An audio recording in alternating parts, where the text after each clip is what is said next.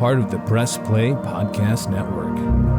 Hey, this is Chase Smith, founder and CEO of Press Play Podcast. You may have heard me on the Orange is Oranger Cleveland Browns podcast with Jeremy Powell, now wonderfully hosted by Holly Wetzel, Cavs on the Break NBA podcast with Sam Amico, or my own podcast, the Chase Smith Podcast. I wanted to take a few moments to talk to you about a brand new subscription-based podcast we're offering this football season, the Press Play Sports Podcast. This premium podcast feed will send all of the sports podcasts offered on the Press Play Podcast Network to one central feed. Yes, you can still follow and subscribe to all of our individual shows for free on every podcast platform. But if you wanted to consolidate your podcast feed and listen to them all in one location, the Press Play Sports Podcast is for you. I'm talking the Oranges and Oranger Browns podcast with Holly Wetzel and Jeremy Powell, Red Guy and Rhoda, Sable Brothers on the Baseline, Cavs on the Break, the Dennis Maniloff Show, the Ball Card Show, the Premium Fantasy Podcast, a Swing in a Tribe MLB podcast, and the Tim and Shipe Show, a college football podcast, all in one feed. All 9 of our sports shows curated into one single podcast feed. Out the door, you're looking at $5.36 a month after tax. That's $5.36, just about the cost of a drink at Starbucks. And this is only offered on Apple Podcasts. You can't get this anywhere else. It's an Apple Podcast exclusive.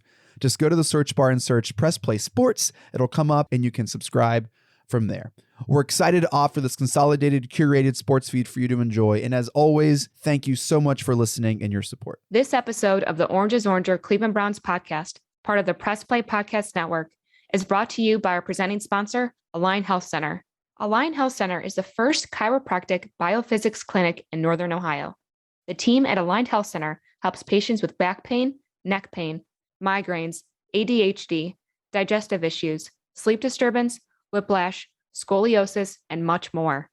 And along with chiropractic biophysics, Align Health Center is also the leading clinic in regenerative medicine, also known as stem cell injections. And listen, you don't have to be an NFL player to get it done or have this treatment. If you have low back pain, shoulder pain, knee pain, or arthritis, check out the Regenerative Medicine Clinic at Aligned Health Center.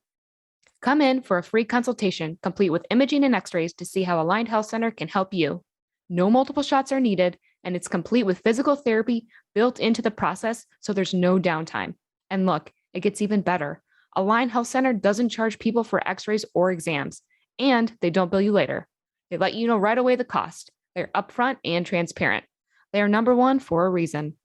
Call Align Health Center today at 440-385-7357 or visit their website at alignedhealthcenters.com to make an appointment and to learn more about how Align Health Center can help you. Again, that's 440-385-7357 or visit alignedhealthcenters.com. 45-40, run, William, run!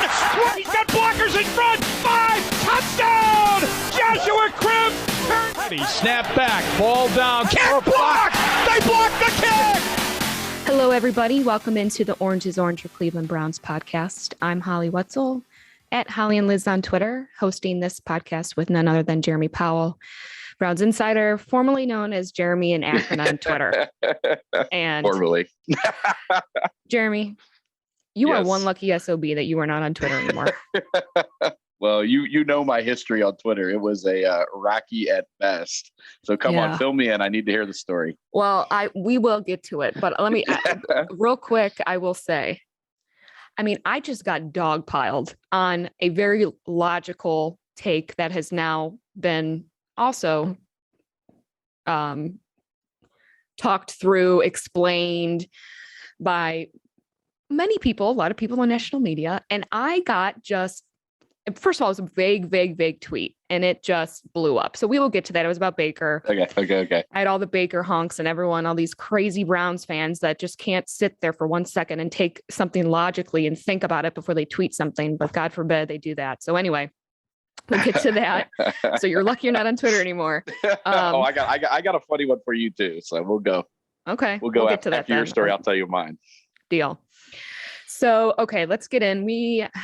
This was a tough one, 47-42 victory over our boys, which was definitely a tough one. So really, Jeremy, I can't help but think about how the fact that, first of all, it was a really great game. It was fun. Exactly. 8 lead changes, 4 in the final 15 minutes.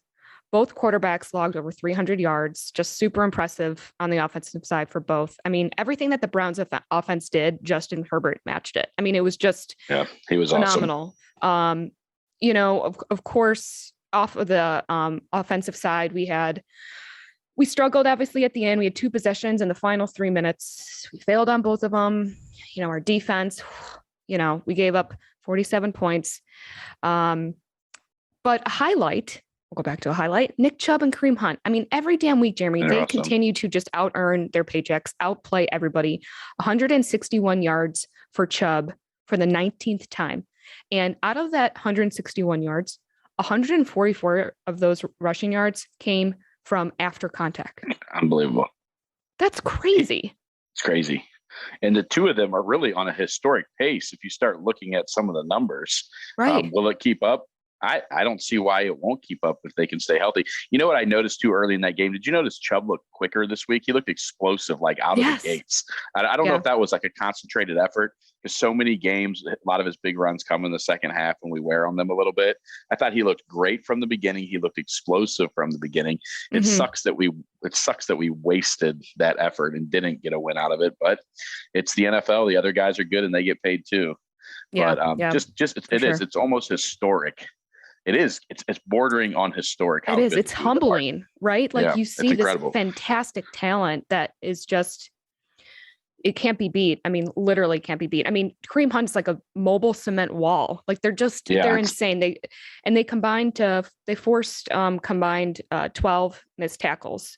So, and let me say something that's underrated about these 2. Yeah. The fact that they're both almost egoless, because this could not work with a lot of top, if you put 2 top 10 running backs on the team, you're going to have a lot of, most cases, a lot of fighting over who should get the carries. I'm not getting my carries. I'm not the focal point. It takes the 2 right guys to make this work.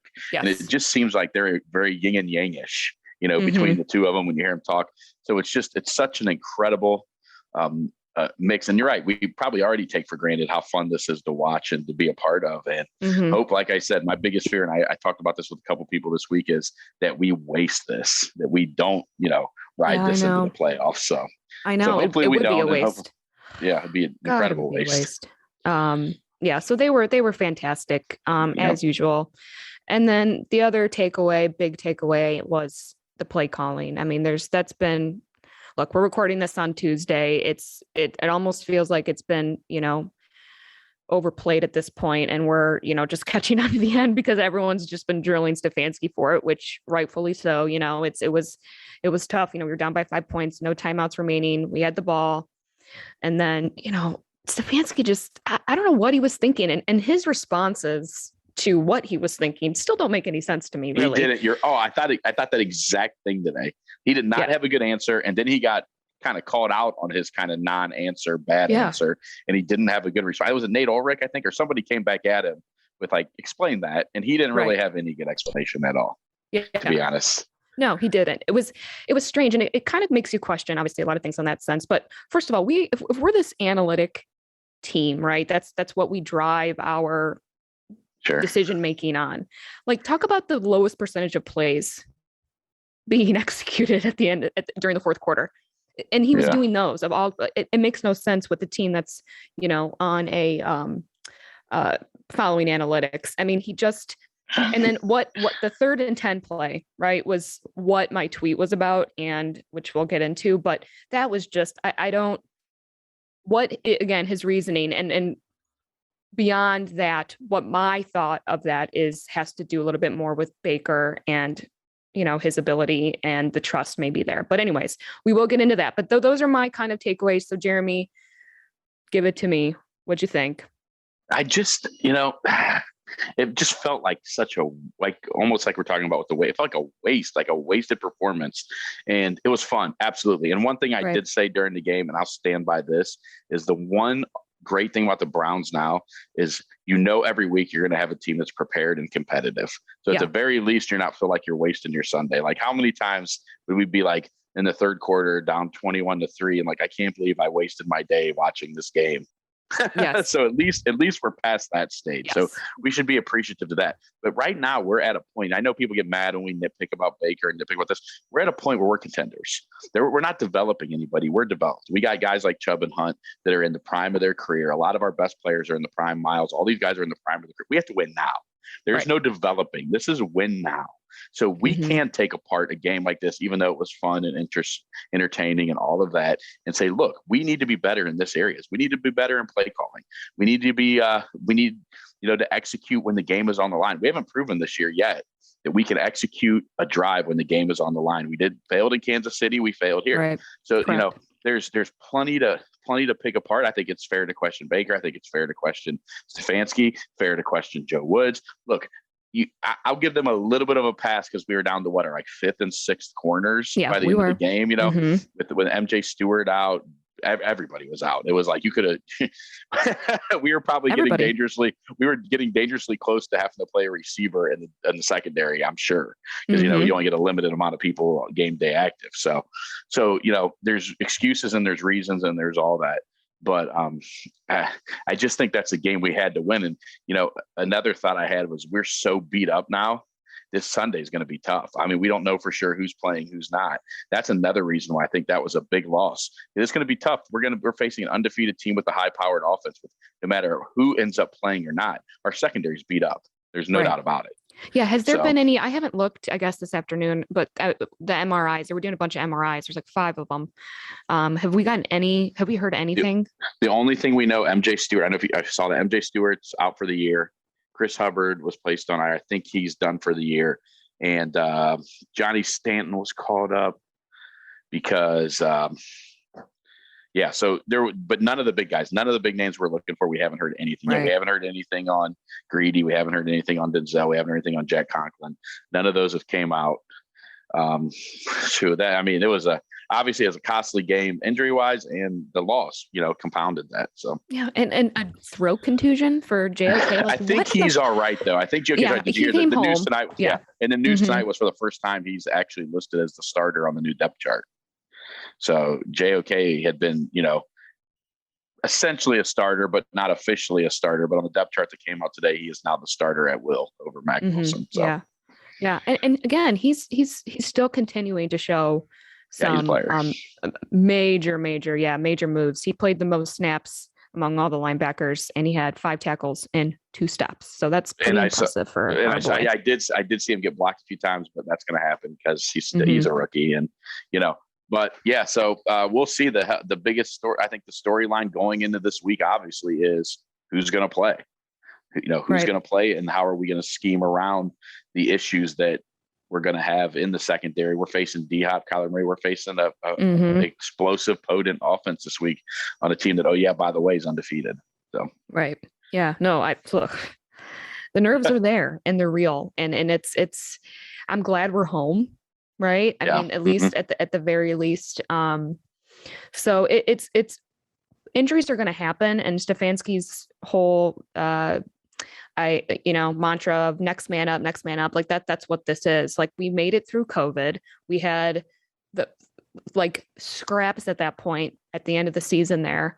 We did everything that we had to do, next man up. So I think it's just, we're not in that desperate situation yet, or hopefully not again, but that's a reality. And so I do have faith still that they'll figure it out, and they have game plans behind this stuff. I mean, 17 games this year, the actual chance of, if you think of anyone not getting, I mean, that's just not happening. Like, everyone's going to get hurt. You're going to have to make up for those holes but you just hope that you don't have 5 injuries at the same position, which we currently do. It's one thing to be next man up, then next man up, then next man up, and then next man up.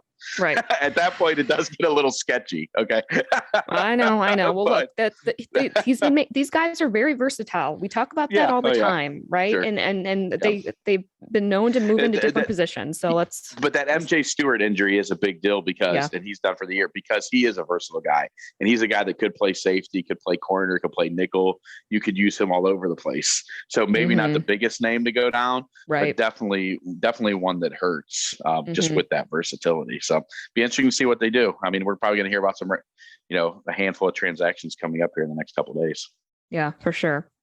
So, I mean, the game was, certainly head scratching at times, very exciting, disappointing. It had all of the emotions tied into one. And, what's really great. So now we'll get into it, Jeremy, because the tweet that started all of this, I should say, that really got me going on this and wanting to go back and forth with you about it.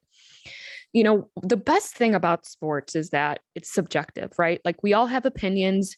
We view plays and decisions with our own interpretations. That's what's so really great about sports. You can hopefully try to have a nice debate with someone, but shockingly, we don't live in a world where people respect opinions. So it's hello. And usually they get outlandish responses and reactions.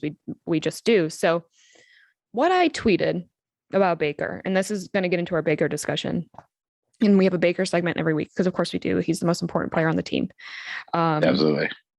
I tweeted after that 3rd and 10 play, and I was watching the game with my friend, and I looked at her, and when he ran that draw play, I looked at her and I was like, does he not trust him? Why does Baker not have that ball? It was instant, what, and I know I'm not the only one, right? But I looked at her and I was like, why does he not have that ball? That is, you're passing that ball. You're not going to run that ball at that point. That's crazy. And then, even the second down was that was a terrible play too. It was a bad series all around, clearly, but that just sparked in me too. I'm like, what? That. And I know there's so many reasons probably behind that you could look at Stefanski of where his confidence lies and how safe he tries to play in the fourth, but not or even the second half, for instance, or compared to the first half of, all the fourth down plays he was trying for and stuff. He plays much more risky, right? Which that makes sense. But I tweeted that if we lose this game, I'm going to have Baker questions. That's all I tweeted. Okay. It blew the fuck up. It was, you would have thought that I said that I don't want Baker as my quarterback. He sucks. And I want someone new. You would have thought that I tried to commit some type of crime against him. I mean, it was unreal. And again, that's where that subjective thing comes in, because before I could even start to talk about what I really meant behind that, everyone came at me. I think I was called every possible name in the book. I'm going to start a running tally of these just fantastic insults I get, because some of them are really, really good. I give people credit, but it just showed me. I was like, why is it so hard for people to have a logical take about him? Look, first of all, he was marvelous. He really was. He was great on Sunday. He was 23 of 32 for over 300 yards. He had 2 touchdowns. He had 0 interceptions. He had a fantastic quarterback rating, season high 122.5, and just the second time in 5 games that he's been over 100.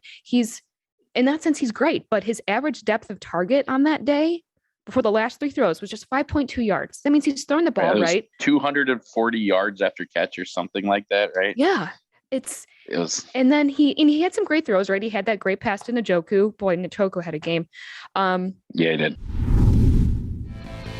Looking for new insights on the Cleveland sports scene with a unique side of Cleveland sports history? Then you found the perfect podcast. I'm John Sable. And I'm Scott Sable, and we're hosts of the Sable Brothers on the Baseline podcast, a podcast about Cleveland sports, but not your typical podcast about the land's sports teams. Join us as we embark on a journey of sharing a unique and historical side of Cleveland sports history with the help of some former Cleveland sports stars and other historical figures. All right here on the Sable Brothers on the Baseline podcast, part of the Press Play Podcast Network. For the Dennis Maniloff Show, I'll tap into my 40-plus years of following Cleveland sports and 30-plus years of writing and talking about them, so as to bring you informed opinions and analysis of your favorite players and teams.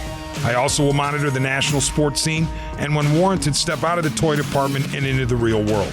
And I'll always be on the lookout for special guests. By all means, join us. Hey, it's JD from the Hyman Podcast. I created this podcast to have hard conversations. Conversations that make us human but are also wildly uncomfortable. Conversations that help give voice to the voiceless and to the marginalized. Now you can listen to the entire first season on Apple Podcasts, Spotify, or wherever you get your podcasts from. Consider this your personal invitation to join the conversation.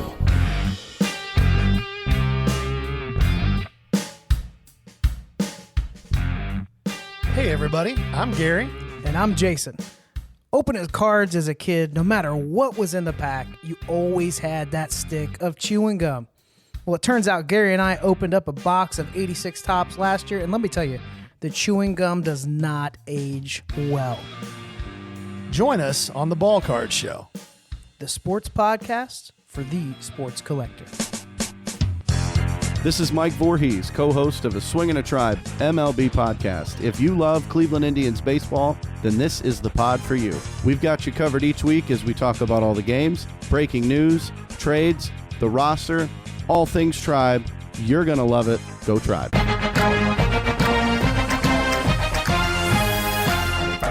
Hey, it's Tito, host of the Premier Fantasy Podcast. Get all the news and analysis you need to dominate your fantasy league. I've been doing this as long as anybody in the business. I can help give you the edge in your leagues. It's the Premier Fantasy Podcast, part of the Press Play Podcast Network. Hi, this is Maria Gincola with Mindful MMJ Ohio. Did you know that medical marijuana has been legal in Ohio since 2016? If you have one of 25 qualifying medical conditions, you can obtain your medical marijuana card today. The most common conditions are chronic pain, including migraines and back or joint pain, PTSD, fibromyalgia, spinal cord disease or injury, and cancer. If you or someone you know is interested in learning more or to find out if you qualify, visit mindfulmmjohio.com and fill out the short pre-qualification form. The process of finding a physician, filling out paperwork, obtaining medical records, and scheduling an appointment seems like it would be a daunting process for most. But, lucky for you, Mindful MMJ Ohio will help you every step of the way to make the process quick and easy. In most cases, we can approve a qualified patient within 24 hours. And the visit is virtual, so you don't even have to leave home. So what are you waiting for? Visit mindfulmmjohio.com today. That's mindfulmmjohio.com. Let us help you be more mindful of your health and find a natural way to find relief from your symptoms. In the second half and in the game within one possession, someone did remind me and supported my tweet. Thank you very much. Baker's QBR is 19.7, 31st in the NFL. That's low. Right. So the question, I think what I wanted to convey first, and then I'll let you hopefully agree with me. And if you don't, it's okay, because I've been called worse things. What I've taken from all of this is he's a good quarterback. I think he can be a great quarterback. I think he is our quarterback. I think he fits in the system and he's going to continue to get better. And I think he's going to find those ways to win. He hasn't done that yet. And yes, that play made me question the confidence level of Stefanski. And I don't think that that's a crazy thing, because like in that moment, if he's trying to play safe, he doesn't trust Baker to make that safe play. That okay, he trusts the run game, which you get.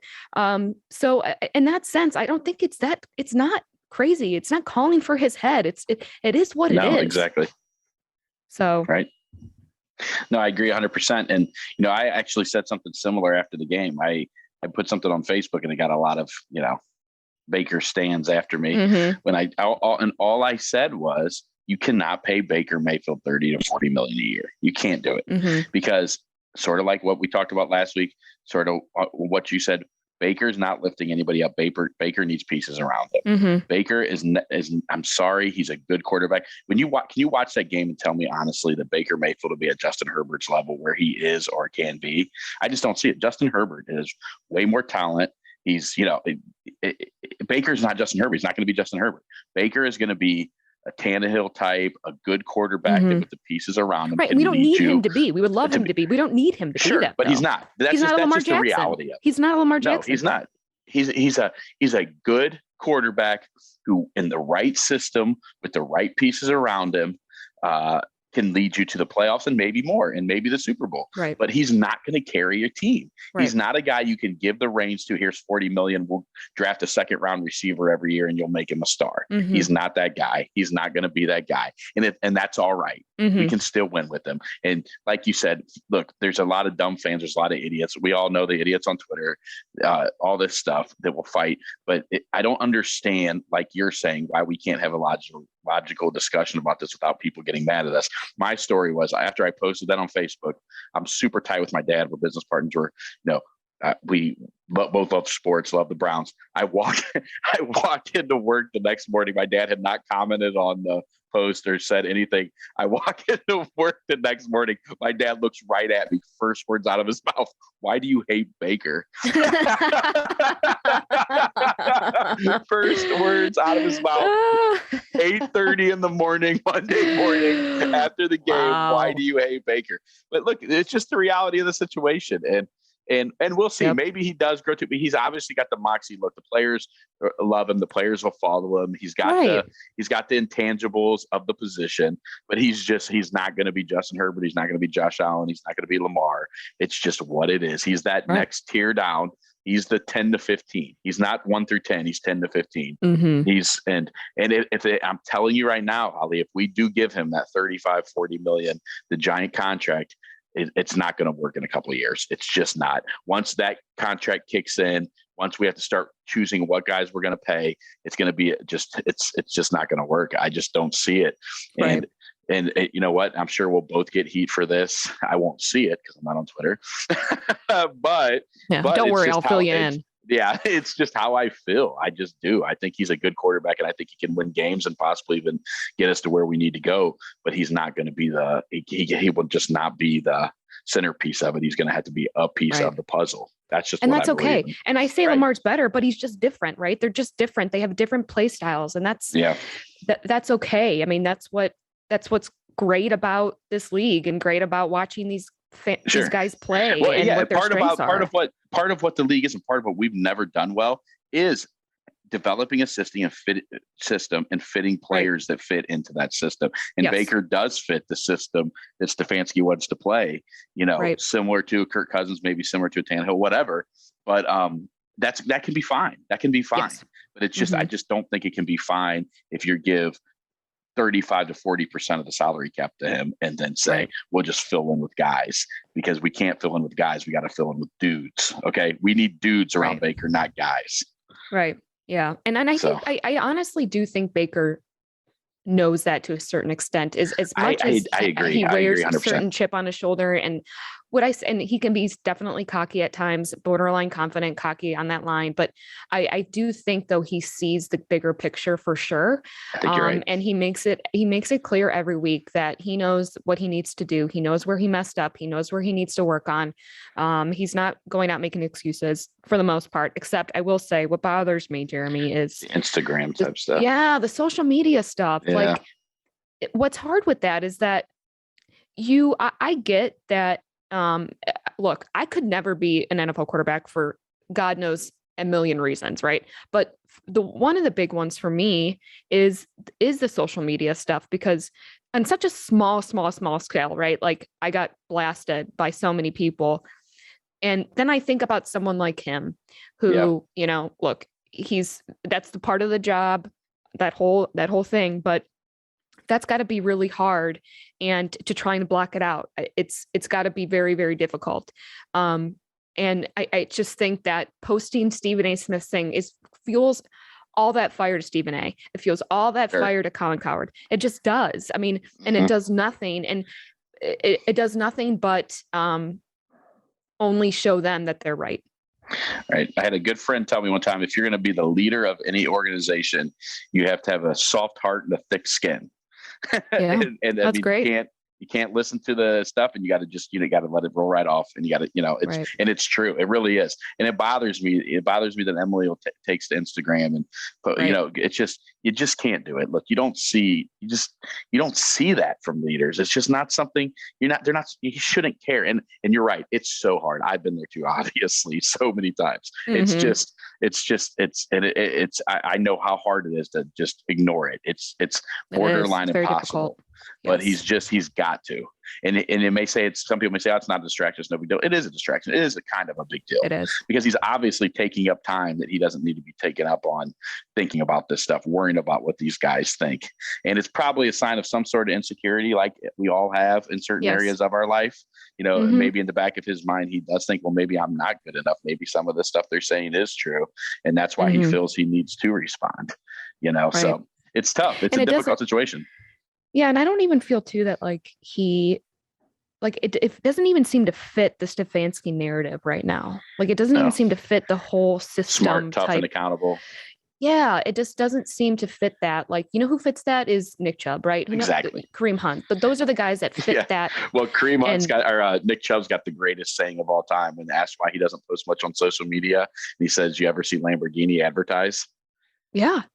You don't need to. It's 100% right. Yeah. You don't need to. I mean, so I think that, this, and it kind of reminds me of like older Baker where, he was chomping at every reporter. He's making comments. He's calling, everybody out. It's like, that's only distracting now. Let's focus back on, what's most important. And that's every week in this game, not what Stephen A. Smith, who gives a shit what Stephen A. Smith is saying about you. Right. Go out there and focus on next week's game. And you're so right. That's like bait for him. He's like baiting Baker. That's like, that's, yes. And when Baker, they love it. It's blood in the water. Whenever you're right, the Stephen A. Smiths, Colin Cowards, all these guys, they absolutely love it. And who knows? Maybe that's also part of what's playing into him not having the contract offer yet. Maybe the Browns don't want a leader of the organization that's out in social media saying dumb stuff that they perceive as dumb or getting involved in skirmishes that they don't think are important.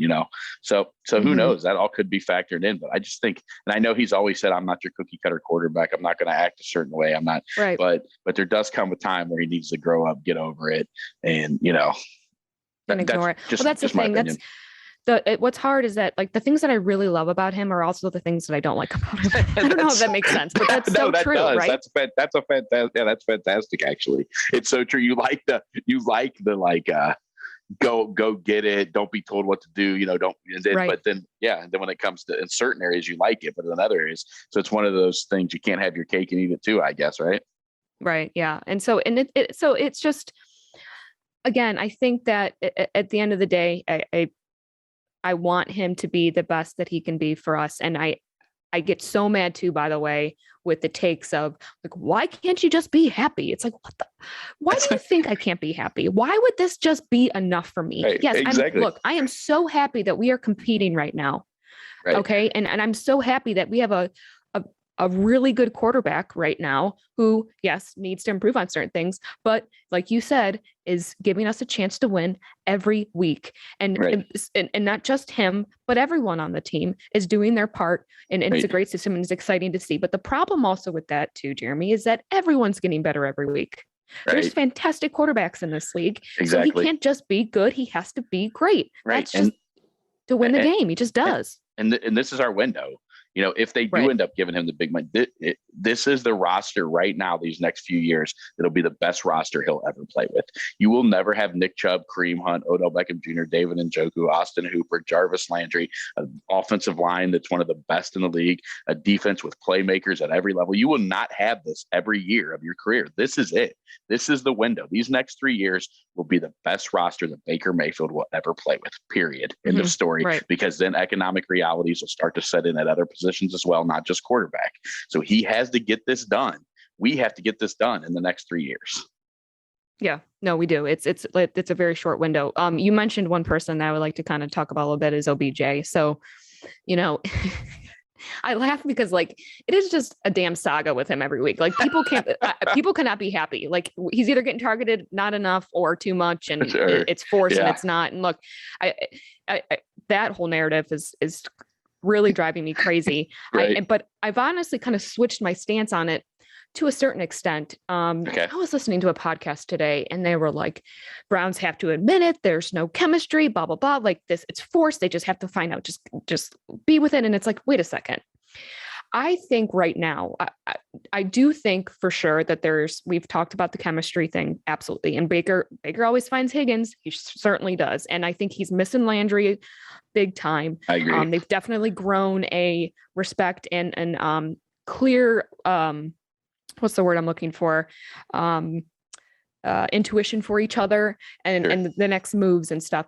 But with OBJ, what I think is happening this year is what I think a big part of OBJ last year was Baker feeling the pressure he has to throw to him and OBJ's, certain level of selfishness, I think, to what he wanted and his ego and the whole thing. The ego thing, I think, has been checked. I think he's bought into the program and he's ready. But I think now, even after his first game, if you listen to his presser, he talks about, and I think it's still plaguing him. I think he just needs a little bit more time. I just think that that's part of it. And they may not be throwing to him as much because he may not be there on a confidence level. I think that when you get hurt like that, that's really got to set you back completely. And especially being a part of a team that's winning without you. So I do think this year, I don't know how much I'm not down that path of like trade him and blah, blah, blah. And like, that's it. I think right now, at least for now, these next couple of games, I think it's just going to be a matter of time for him to just kind of really get his confidence level back up, get his sea legs. I think he needs one real big catch. And I think it's going to kind of lift everyone over the hump. Yeah, no, I agree. And the fourth down play was obviously brutal, for OJ. I'm sure that was, and I'm sure that probably killed him too as well. Wanting to make a big play, there was your chance. Ball pops out of his hands. So, that's tough. I don't know. I'm not ready. I know I heard that too. I don't remember what I was listening to. What I heard the Browns just have to admit this isn't working. And I don't think we're there yet. I think you give it a few more weeks, see where we go, see how it plays out. I did read, I can't remember who it was, but a couple players playing against him said, nah, he's 100%. Like he looks great running routes, that he looks fast, he looks quick. He's always been twitchy, right? He looks twitchy, quick, fast, running good routes. So I think OBJ is almost back to right. It's just, I would just give it a few more weeks. I'm still not at the let's get rid of him thing. I think Baker did do a nice job of not fixating on him. Obviously, he got a lot of guys involved. Higgins, like you said, always seems like he's open. DPJ actually had a really nice game. Finally, man, he looks the part, doesn't he? He just looks like a big time NFL does receiver. He's got the super impressive size and just the whole thing, the whole package. So be interesting to see where we go from here. And like you said, Baker definitely had the chemistry with Landry, where he always knew where Jarvis was going to be. And I'm sure part of that is Jarvis is always where he's supposed to be, because that's the kind of guy Jarvis Landry is. Jarvis Landry is the ultimate competitor and ultimate professional, and he's always going to be reliable. He's, he's like Nick Chubb in that sense, where he's just a reliable, obviously a little louder than Nick, but he's a reliable guy. And obviously, I think you're right. I think Baker's definitely missing him. I think the whole team's missing his leadership, and hopefully a few weeks he's back. So, but I'm not ready to. Yeah, when is he back? Because it was 3 weeks minimum, right? Yeah, there hasn't been 3 weeks is the minimum until he could come off the list. So he hasn't been activated off the list yet. We have heard nothing, right? I haven't heard any updates on Jarvis. I don't remember hearing anything. Have you? No. So nothing. No, so and this we'll would see. be technically, I think, was last week 3? Yeah, he could come off this week, I believe, right? He's missed 3 games. So he could come off this week if he's better. So we'll find out. We'll probably get an update this week. I bet someone will ask about it. So, yeah, but I'm not ready to throw out Odell Beckham Jr. just yet. I think you're right. I think a few weeks, if things go, now that's one of the worries. If things start to go bad, things are going to go bad. Oh yeah. Because if it starts to go bad, boy, we just got to hope that doesn't happen. Get healthy and win some games, because there is that potential with a guy like him and a couple of other guys that if this starts to go south, it could get ugly. But I don't think it will. I'm not predicting that. Don't send us mean emails and tweets. We're not saying that's going to happen, but if it did, it could get bad. Oh, don't worry. I got it enough for us, Jeremy. All right. I was the Nick Chubb of Twitter last night, just breaking through every possible bad, terrible take and mean comment. So, awful. But Okay, so let's actually talk about next week. So we got Arizona, and before we started this, Jerry, you're like, we're pretty nervous about next week, and I was like, yes, I am too, because it's going to be. I don't know. Like last week before the game started, I was like, game prediction? I have no idea, because at that point it could have gone either way with what we had seen with Baker the week before and what have you. Now, I think Baker's going to play well. I don't know if he's hurt or not hurt. Can we get that narrative off? By the way, I'm over that, because they use it. Yeah. It was weird. They used it when they needed to, and now they don't have to use it. And that he didn't throw downfield because of his shoulder. Stefanski set him up for a Hail Mary. None of it makes sense. So great. He didn't look scared running down the sideline 2 or 3 times when he took off the run. I don't think the shoulder is a real thing. I think that's like a, throw it out there for cover. You know what I mean? Like, just give me some cover fire here. Why? It's a nice little base. It was a nice little base before Sunday, just in case. Exactly. So I think it's a non-issue. I guess there's some good news. I think I heard Chandler Jones has already been rolled out, so that's good for the Browns. Chandler Jones is not going to play this week. Their defense.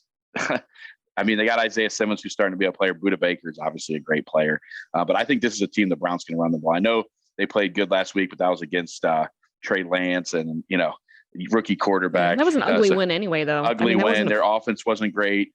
And I just think the Browns, again, nobody can stop the Browns running game currently. And I'm 100% sure the Cardinals can't stop the running game. So I think that I think that maybe, I know that Stefanski talks a lot about how he just wants to get points however they can get him. He doesn't generally worry about ball. I think you're going to see some ball control with all these injuries on defense. I think their best bet this week is to run the ball, keep the ball out of, the Cardinals' hands some. And I think this is definitely a game where they can run the ball even more than normal. So we'll see. Obviously nobody can guard D-Hop and depending on if we get anybody back or not,